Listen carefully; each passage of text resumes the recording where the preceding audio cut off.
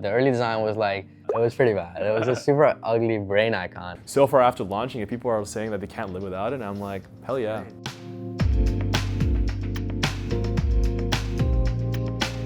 The Cascade bar is a UX feature that we just introduced into Windsurf that allows you to audit all the changes that Cascade made for you. Users feel like sometimes they don't have control over the changes that AI makes. One of the main things we were thinking about when we were originally designing Windsurf is how do we make the editor feel super integrated with Cascade, and I think that the Cascade bar is the first step towards that. The original idea for this was this bar at the bottom of your editor that was floating and had every one of the features. It was called the everything bar. It was pretty bad. It was a super ugly brain icon that was like, there as an entry point to Cascade, and there was an icon representing each feature. So we had command, chat, and then like a meatball menu. So one of the most polarizing things about the Cascade bar was that it was floating, it was very prominent, and it was always there.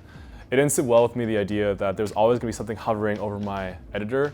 And I always had to move it around if it ever obstructed my view. And so while we really loved the early ideas and designs for the Cascade bar, when we pulled internally, people were vocal and said, yeah, they weren't using it.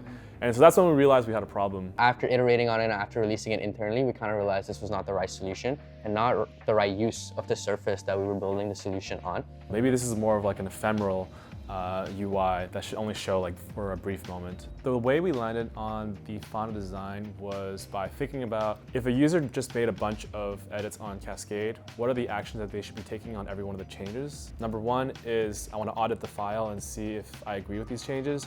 And number two is I want to be able to go through all the files that have those changes. And so when we combined all these user requirements into one bullet list, it was clear there's only a small set of actions, and we had the perfect UI already to fit that in. And so that's how we ended up taking the previous idea that was in the graveyard and replacing the icons with these new actions, putting them together in a way that felt intuitive. Yeah, luckily it all worked out. It's like a new sort of UX that kind of paves the way for how like users can interact with like AI-based features in like a seamless way.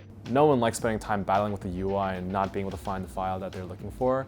Everyone just wants to spend their time building, tinkering, and creating. So that's what we really just care about doing for our users. Wait, put on the side. On the side? Okay. No, it's back's fine. Yeah, that's good, that's good. All right. Sick. All right, dab me up.